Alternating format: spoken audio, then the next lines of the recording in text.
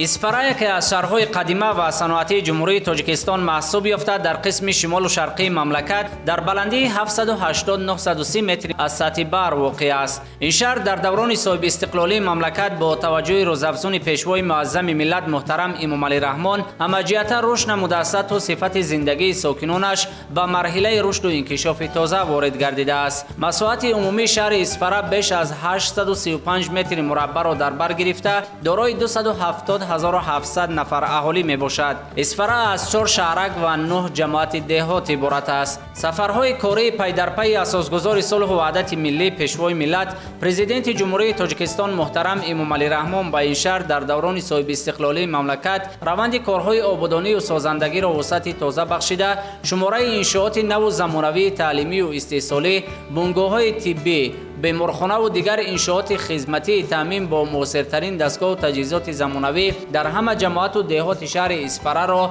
را به افزایش آورده است. وابسته به زمینه‌های مساعده که برای تامین رشد اقتصادی و اجتماعی جمهوری از جانب حکومت جمهوری تاجیکستان و به واسطه پیشوای معظم ملت محترم امام علی رحمان فراهم آورده شده است.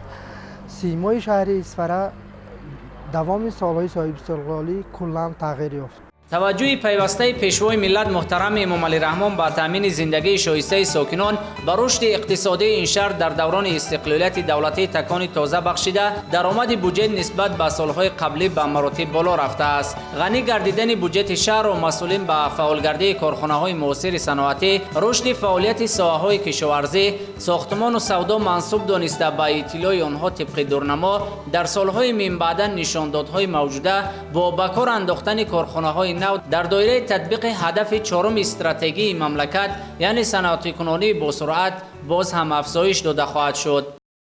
یکی از منبع‌های انداز در اسفرا از حساب کارخانه‌های صنعتی به حساب می‌رود که برای غنی گردانیدن بودجه داخلی یعنی که حصه‌گذار میباشد. در شهر اسفرا امروزها تدبیرهای آبادانی و سازندگی به استقبال سزاوار از 30 سالگی استقلالیت دولتی در همه سمت‌ها در اساس دستور و هدایت‌های سرور دولت محترم امام علی رحمان ادامه دارد. بنا به اطلاع مسئولین در اساس نقشه چهاربینی‌های تعریضی گردیده و پیشواز این جشن بزرگ ملی در شهر اسفرا بنیاد و تعمیر و نوسازی زیاده از 410 انشاءات دارای تعیینات گوناگون به نقشه گرفته شده است. با ساخته به استفاده دادن این انشاءات برابر دیگر به عمل آمدن در سیمای شهرک و دهات شهر اسفرا برای ساکنان 12 جایهای نوی کاری فراهم آورده می شود. طور مسئولین شهر میگویند سال 2018 در این زمینه 106 لایحه در دایره کارهای ساختمان و نوسازی و تعمیر و ترمیم انشاءات به اجرا رسانیده شده است و در سال روان با نظرداشت انشاءات علاوگی این نشان داد به 154 عدد رسیده است که مبلغ آن زیاده از 72 میلیون سومانی را در بر میگیرد. مجمع وحدت که در اساس آمادگی ها به این جشن بزرگ ملی با طرح و نمای معاصر و زمانوی در درآمدگاه شهر اسفرا با میدان گلزار کرده شده ساخته شده است دقت هر بیننده را به خود جلب می سازد. نقشه چهاربینی‌های شهر اسفرا آید به تجلیل سزاوار جشن 30 سالگی استقلالیت دولتی جمهوری تاجیکستان 417 لایحه وارد کرده شده است که آنها ساختمان، تعمیر، از نوسازی و ترمیم انشاءات و بناهای گوناگون را در بر میگیرند. وابسته به آن که از جانب پیشوای معظم ملت سالهای رشد دهات و هنرهای مردمی اعلان کرده شده است. اکثریت لایحه‌های نقشه چهاربینی در به رشد دهات شهر اسفرا نگرانیده شده است. تدبیرهای آبادانی و سازندگی با توجه حکومت جمهوری تاجیکستان و دستگیری صاحبکاران وطندوست در همه شهرک و دهات اسفرا امروزها اوج تازه را به خود کسب نموده به استقبال صنایع‌های فرخنده برای ساکنان موثرترین شرایط کار و فعالیت و استراحت فراهم کرده می شود. واروخ یکی از دهات دوردست اسفرا محسوب یافته در آن زیاده از 32,000 نفر کار و زندگی دارد. در این دهات با توجه و غمخواری پیوسته پرزیدنت مملکت فعلا بنیاد و نوسازی انشاءات گوناگون از جمله مکتب و قصر فرهنگ و تجدید راههای محلی ادامه دارد. ساکنان دهات واروق از آن اظهار قناعتمندی می‌نمایند که بنیاد و مورد استفاده قرار گرفتن انشاءات دارای تعینات گوناگون در این منطقه مملکت از توجه زیاد دولت و حکومت تاجیکستان به بالا برداشتن سطح و صفت زندگی مردم شهادت می‌دهد. در سال 2019 عملی گشت 13 لایحه در خودی دهه واروق به نقشه گرفته شده است که اینها باشد ساختمان بینای مکتب نوی زمانوی در محله سنگتوده، تعمیر و ترمیم بیمارخانه دهه واروق، ساختمان زیاده از 4 کیلومتر راههای اساسی و راههای داخلی دهه واروق، تعمیر اساسی قصر فرهنگی دهه واروق در نظر داشته شده است که با خرج زیاده از 3 میلیون سامانی به اجرا خواهد رسید. چارکوه نیز یکی از دهه‌های کلان و رشد کرده شهر اسفره در زمان استقلالیت دولتی جمهوری تاجیکستان می باشد. در این دهات در دوران صاحب استقلالی مملکت برای ساکنان موثرترین شرایط کار و زندگی فراهم کرده شده. سیمای مرکز دهات با ساخته به استفاده دادن بناهای خوش‌طرح و زمانوی کلاً دیگرگون گردیده است. بنا به تاکید مسئولین جماعت محض فضای صلح و آرامی، وحدت ملی و تطبیق برنامه‌های سازنده دولت و حکومت تاجیکستان به پیشرفت تمام بخش‌ها در این دهات مساعدت نموده است. در این دهات برای ساکنان برابر دیگر انشاءات خدمت‌رسانی و معیشی میدانچه‌های ورزشی زمانوی نیز مورد عمل قرار دارد که در جلب ساکنان به سالمگردانی کمک زیاد می‌نماید. جماعت دهات چارکوه در دوران استقلالیت به بسیار نتیجه‌های دلخواه نائل گردید. باشندگان جماعت دهات چارکوه بهر آباد و زیبا و گلگشکفان گرداندن دیار خود کمر همت بسته بهر آبادی مهنت سازنده کرده شدند. ما جوانان پیوسته سیاسی پیشگرفتی پیشوای معظم خود را دستگیری می‌نماییم و شاد از آن هستیم که در جماعت انشاءات‌های زمانوی ورزشی برای جوانان ساخته به فعالیت داده شدند و این همه غمخواری پیشوای معظم ملت محترم امام علی رحمان میباشد. در دهات چارکوه برای استقبال ارزنده از 30 سالگی استقلالیت دولتی بنیاد و نوسازی انشاءات گوناگون از جمله میدانچه‌های ورزشی و تعمیر راه‌های محلی فعلا ادامه دارد. یکی از انشاءاتی که در این دهات به استقبال این جشن ساخته می شود کودکستان زمانوی از جانب صاحبکاران محلی می باشد که فعلا در آن نزدیک 10 نفر به فعالیت جلب گردیده است. یکی از انشاءات خوش‌طرح و زمانوی در این دهات که امروز برای ساکنان خدمت رسانی می کند مرکز استیصالی و خدمت رسانی می باشد که سال 2013 با اشتراک به واسطه پیشوای ملت محترم امام علی رحمان به استفاده داده شده است. این کارگاه که اقتدار کارکرد و بندوبست 3 تن میوه را دارا می باشد ساکنان با شغل دائمی تامینند. جماعت دهات چارکوه اسفره دارای 41117 نفر اهالی می باشد و ساکنانش با جانبداری از سیاست دولت و حکومت تاجیکستان پای هدفهای سازنده پیوسته در تلاشند. در جماعت دهات چارکوه کارهای سازندگی بنیادکاری از قبیل حمام زمانوی ساختمان ادامه دارد و در عرفه جشن استقلالیت دولت جمهوری تاجیکستان به استفاده داده می شود. این چنین ساختمان ورزشگاه خرد زمانوی، کودکستان خصوصی، مرکز خدمت رسانی برای دلخوشی کودکان، این چنین حفظ شناوری با مرام ادامه دارد. این چنین مردم سربلند جماعت دهات چارکوه به نقشه گرفتند که امسال حدود محله های قهار، محکم، لنگر و خالصان جماعت را که زیاده از 7 کیلومتر می باشد اسفالت‌پوش نمایند. سرخ نیز یکی از سرنفوذترین دهات شهر اسفره بوده دارای زیاده از 15000 نفر اهالی می باشد. بازدیدهای پی در پی پیشوای ملت محترم امام علی رحمان از این دهات شهر اسفره در دوران استقلالیت دولتی برای ساکنان پیک شادمانی آورده با مورد استفاده قرار دادن انشاءات دارای تعینات گوناگون در آن صفت زندگی مردم را به بهبودی آورده است. امروز نیز روند تدبیرهای آبادانی در این دهات شهر اسفره با مرام جریان دارد و در دایره نتیجه دستور و هدایت‌های پرزیدنت مملکت محترم امامعلی رحمان از جانب صاحبکاران و ساکنان در راه اسفره، سرخ، چارکوه و وارخ انشاءات خوشتر و زمانوی خدمترسانی و معیشی ساخته می شود. دست و کمر به آن وابسته شدیم که در دیه ما باز هم زیبا و آباد گردد. مخصوصا مطابق نقشه چهاربینی های 30 سالگی استقلالی دولت جمهوری تاجیکستان ما به بسیار نشان دهنده نایل گردیدیم. از جمله بناهای مخصوصا کلان این ورزشگاه زیبا منظری ما، ساختمان کوپروکو، ساختمان حمام نف، این چنین یک مجموعه گل شام سرخ و یک ورزشگاه خرد فوتبال به استفاده داده شد. این نتیجه پیش از همه غمخوری‌های پیشوای معظم ملت محترم جناب والی امامعلی رحمان هستند که ما در نتیجه تشبث و غمخوری آن کس و نقشه گرفتیم که با 6 کیلومتر راه مرکزی را منفرد نماییم. در اسفره صنعت یکی از ساحه‌های مهم و کلیدی بوده. با تاکید مسئولین ساحه طی سالهای استقلالیت پیشرفت آن تامین کرده شده. شماره کارخانه و کارگاه‌های استیصالی در این شهر را به افزایش آورده است. فعلا در شهر با مقصد عملی نمودن برنامه‌ها در ساحه صنعت، پیوسته افزایش دادن کارکرد اشیاء خام تا حد نهایی، با کار درآوردن اقتدارهای نوی صنعتی تدبیرها اندیشیده می شود.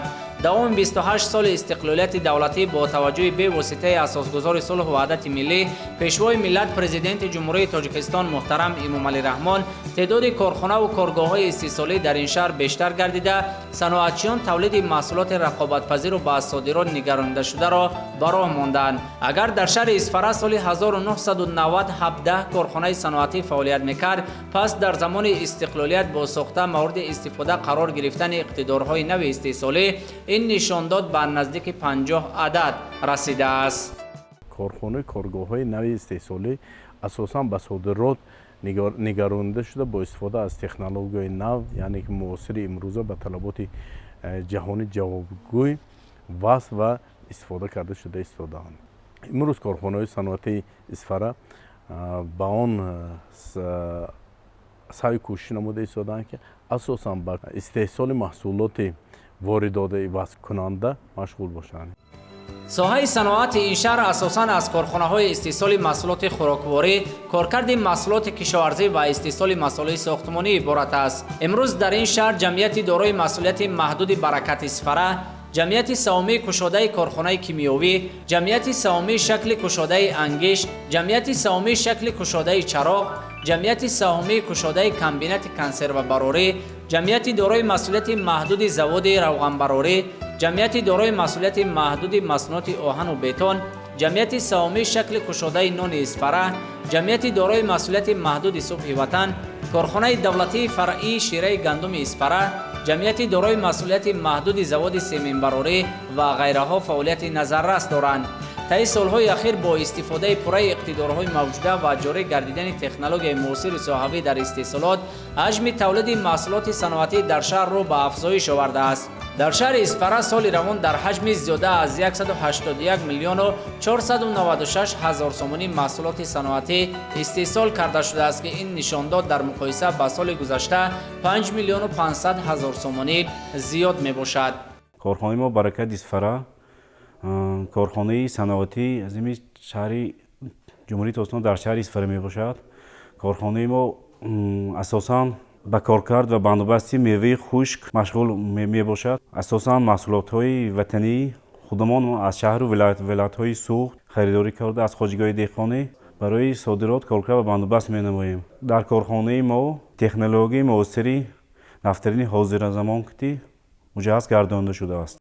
یکی از کارخانه‌های صنعتی که در دوره آمادگی‌ها به استقبال سزاوار از 30 سالگی استقلالیت دولتی در شهر اسفره مورد استفاده قرار گرفته است، این کارخانه خرد استیصال محصولات شیری با نام افزون میباشد که از جانب صاحبکار محلی ساخته شده است. فعلا در این کارگاه 9 نفر به فعالیت جلب گردیده. با گفت مسئولین با فعالیت پرداختن این انشاءات صنعتی محض همکاری سودمند با بخش خصوصی میباشد.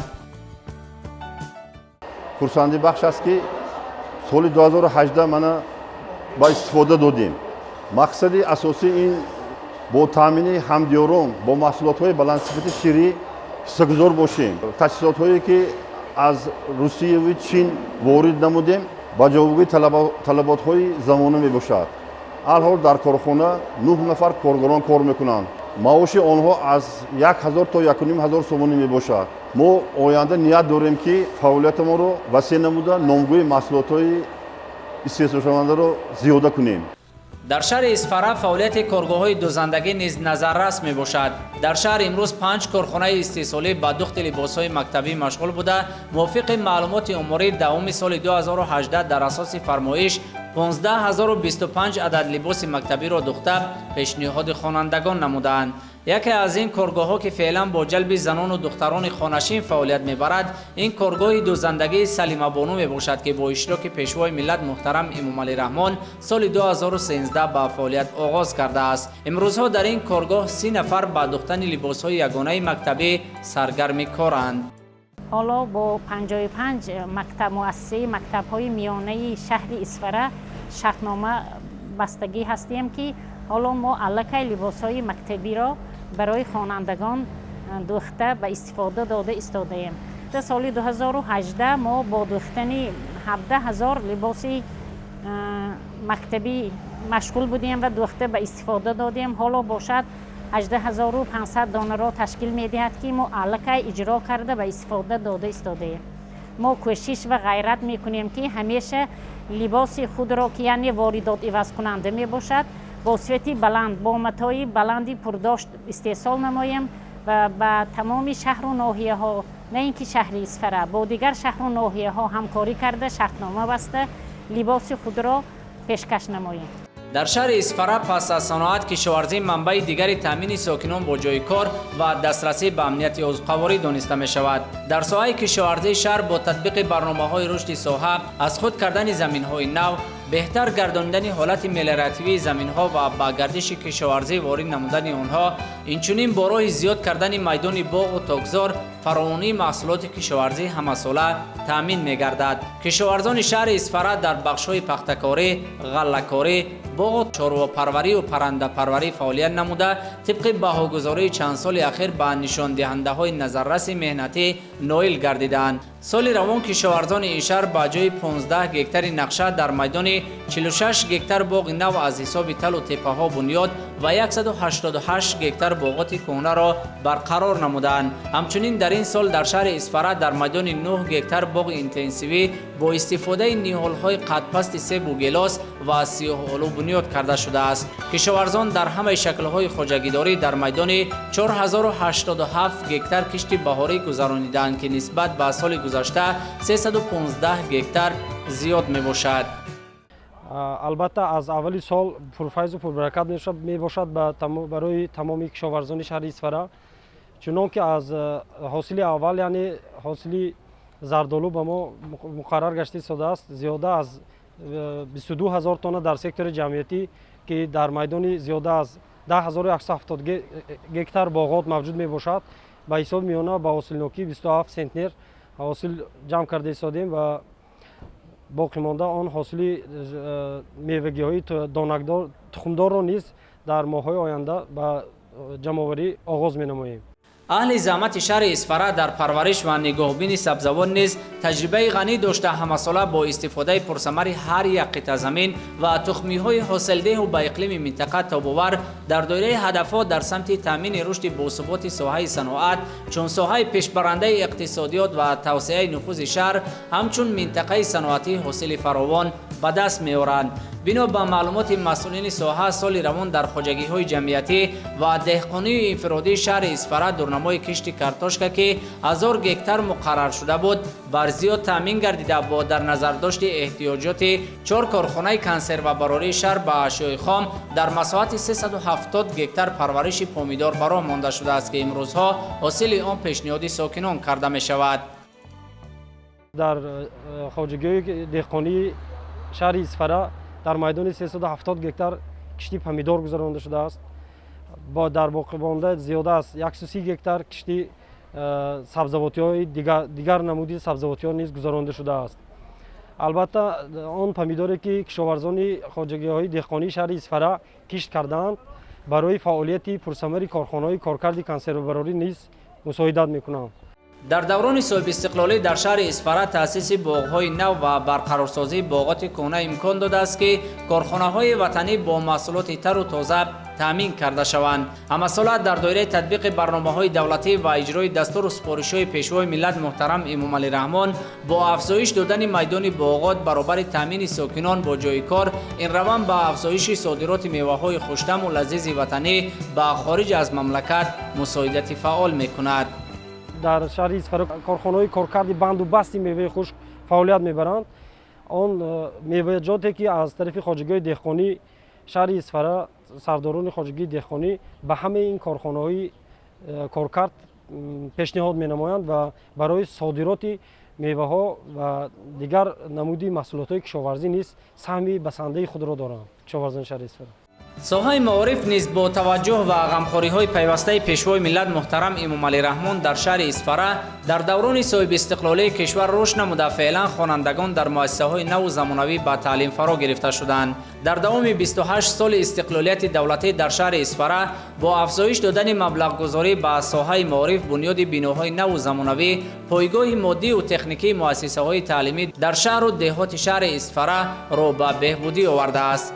بنا به اطلاع مسئولین ساحه در دوام سالهای 1992-2018 با دستگیری حکومت جمهوری تاجیکستان در شهر اسفره برای 13599 نفر جای نشست، بناهای نو، صنفخانه‌های علاوگی، تالارهای ورزشی و دیگر انشاءات یاریرسان در نزد 81 مؤسسه با خرج 23 میلیون و 550 هزار سومانی ساخته به استفاده داده شده است.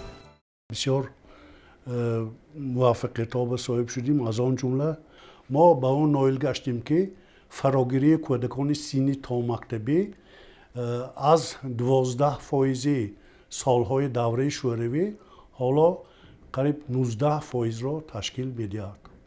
اینچنین در نزد 61 مؤسسه تعلیمی مرکزهای انکشافی کودکان عمل می‌کنند که در خصوصا این بسیار اهمیتی مهم دارد در جایهایی که کودکستان ها عمل نمی کنند و اینچنین در دیههای دوردست در نزد مؤسسه‌های تعلیمی چنین مؤسسه‌ها تشکیل کرده شدند. طبق اطلاع مسئولین دوام 10 سال اخیر در این شهر روند ساختمان مؤسسه‌های تیپ نو سرعت پیدا نموده. با توجه زیاد به بلند برداشتن سطح تعلیم و تربیت سال 2013 در دهه لنگر دهات اسفره که زیاده از 7000 نفر اهالی دارد، با اشتراک به واسطه پرزیدنت مملکت محترم امام علی رحمان مکتب نو سیاه‌شونه برای 720 نفر خواننده در 2 بست مورد استفاده قرار داده شد. فعلا در دوره آمادگی‌ها به استقبال سزاوار از 30 سالگی استقلالیت دولتی در جماعت و دهات شهر اسفره ساختمان مکتب‌های نو زمانوی و کودکستان‌های معاصر ادامه دارد. به استقبال 30 سالگی استقلالیت دولت جمهوری تاجیکستان از روی نقشه چاره‌بینی‌های معین کارها تشکیل کرده شدند. ما 23 انشاءات باید که به نقشه گرفته شدگی از اینها حالا در مؤسسه‌های تعلیمی مکتب رقم 23 جماعتی وارخ، ساختمان 8 دیوخانه برای 240 جای نشست از حساب بودجه ولایتی و اینچنین ساختمان یک مکتب برای 1150 جای نشست در موضع مخبری از حساب وزارت معارف و علمی جمهوری تاجیکستان و اینچنین ساختمان مکتب در موضع سنگتوده جماعت دهاتی وارخ به نزدیک آغاز شد برای 520 جای نشست و در دیگر مؤسسه‌های تعلیمی نیز کارهای تعمیر و کارهای آبادانی در اوجند. بلوروی مبلغ گذاری صاحبی در بخش تندرستی شهر اسفره نیز خوب به نظر می رسد. مسئولین شهر با پیگیری هدفمندانه از سیاست حکومت جمهوری تاجیکستان در روند ادامه بخشیدن اصلاحات ساحه تندرستی به مسئله‌های بهتر نمودن دسترسی، صفت و ثمرانکی خدمت‌رسانی طبی به اهالی، اینچنین رشد شکل‌های نو کمک اولیه طبی و سانیتری اهمیت ضروری می‌دهند. در شهر و دهات اسفره به اهالی از طرف بیمارخانه مرکزی شهر، بیمارخانه‌های منطقوی رقم 1 2 3 4 5 مرکز سلامتی شهر، 19 مرکز سلامتی در جماعت‌ها، 23 خانه سلامتی و 14 مرکز مخصوص گردانده شده خدمت می‌رساند. در دوره آمادگی ها به استقبال سزاوار از 30 سالگی استقلالیت دولتی در اساس نقشه چاره‌بینی های طرح‌ریزی گردیده، شعبه های بیمارخانه مرکزی شهر نیز تعمیر و نوسازی کرده می شوند و با موثرترین دستگاه و تجهیزات تامین می گردند. فعلا در بیمارخانه مرکزی شهر و بیمارخانه های رقمی شهر 2092 نفر فعالیت دارد که با فراهمسازی امکانات مساعد صفت خدمت رسانی به ساکنان و مراجعت کنندگان باز هم بهتر خواهد گردید. در بیمارخانه منطقوی چارکو حالا تعمیری کلی شعبه کودکانه با مبلغ 1,110,000 گذرانده می شود که این فقط هم تعمیری کلی هم با تجهیزات های نوترین تامین کرده می شود. در بیمارخانه وارخ باشد با دستگیری حکومت جمهوری تاجیکستان شعبه جراحی به 10 کرد ساخته به استفاده داده شد. سال 2018 تجهیزات اندویدیو جراحی که این به مبلغ 412,000 سومانی، تجهیزات الکتروفرز، تجهیزات های نفسدهی سنی، تجهیزات کاردیومانیتور و بسیار تجهیزات های نوترین که برای بهتر نمودن خدمت رسانی به اهالی خریداری کرده شد. در شهر اسفره ساحه فرهنگ نیز سال از سال با دستگیری و توجه پیوسته پیشوای معظم ملت محترم امام علی رحمان رشد میکند و برای استراحت و فراغت ساکنان امکانات مساعد فراهم آورده می شود. باغ فرهنگی فراغتی به نام سیف الدین اسفرنگی که 24 مارس سال 2017 در شهر اسفره با اشتراک به واسطه پرزیدنت مملکت مورد استفاده قرار داده شد، امروز به یک مکان بزرگ استراحت و فراغت و سیرگاه ساکنان تبدیل یافته است. در شهر اسفره فعلا 45 مؤسسه فرهنگی برای ساکنان خدمت می‌رساند. آثارخانه تاریخی کشورشناسی شهر اسفره که در آن یادگاری‌های زیاد گردآوری گردیده است، همه روزه از آن ساکنان و سیاحان داخلی و خارجی دیدن می‌کنند که در معرفی تاریخ پرقناوت ملت تاجیک به جهانیان مساعدت زیاد می‌کند. با شرافت امکانیت‌های بزرگ زمان استقلالیت و سیاست خردمندانه پیشوای معظم ملتمان محترم امام علی رحمان ما توانستیم صحیفه های تاریخ خود را باز هم امروزها روشن سازیم. آشناسازی با تاریخ و تمدن این قوم بزرگ ما را افتخار است.